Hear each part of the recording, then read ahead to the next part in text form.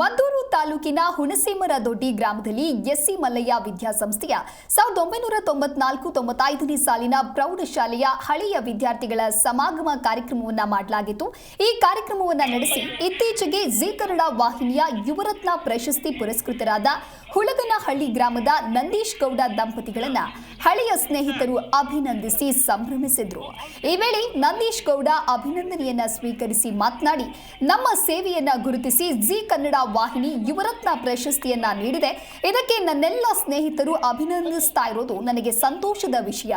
ನೀವು ಕೂಡ ಮುಂದಿನ ದಿನಗಳಲ್ಲಿ ಜಿ ಕನ್ನಡ ವಾಹಿನಿ ಪ್ರಶಸ್ತಿಗೆ ಪಾತ್ರರಾಗಬೇಕು ಅಂತ ಸ್ನೇಹಿತರಿಗೆ ಕಿವಿಮಾತು ಹೇಳಿದರು।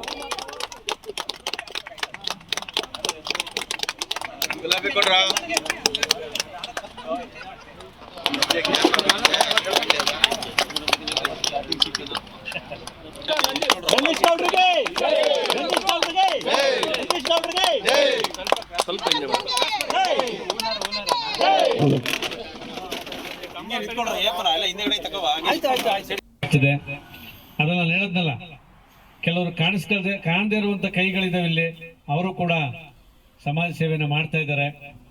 ಜಲಜೀವಧಾರೆ ಎಂದು ಹೇಳ್ಬಿಟ್ಟು ಆಕ್ಚುಲಿ ನಮ್ಮ ಪಂಚಾಯಿತಿ ವ್ಯಾಪ್ತಿಯ ನಮ್ಮ ಗ್ರಾಮದ ರಾಮನಕಟ್ಟೆ, ಈ ರಾಮನಕಟ್ಟೆಯನ್ನು ನಾವು ನಿರ್ಮಾಣ ಮಾಡಿದಾಗ ಅದು ಒಂದು ಕಸದ ತೊಟ್ಟಿಯಾಗಿತ್ತು। ಸುಮಾರು ಜನ ಗೊತ್ತಿರ್ತದೆ, ನಮ್ಮೂರು ನೋಡಿದವ್ರಿಗೆ। ನಾನು ಮೊದಲು ಈ ಕಾಮಗಾರಿನೇ ಮಾಡಬೇಕು ಅಂತೇಳಿ ಕೆಲಸಕ್ಕೆ ತಗೊಂಡೆ। ಅದು ಇವತ್ತು ರಾಷ್ಟ್ರ ಮಟ್ಟದಲ್ಲಿ ಗುರುತಿಸ್ಕೊಂಡಿದೆ, ತುಂಬ ಖುಷಿಯಾದಂಥ ವಿಚಾರ। ಯಾಕಂದ್ರೆ ಇಡೀ ಜಿಲ್ಲಾ ಪಂಚಾಯತಿ ಜಿಲ್ಲೆಗೆ ಬಂದಿದೆ ಅಂದರೆ ಆ ಜಿಲ್ಲೆ ಒಳಗಡೆ ನಾವೆಲ್ಲರೂ ಇದ್ದೀವಿ ಅಂತ ಅರ್ಥ।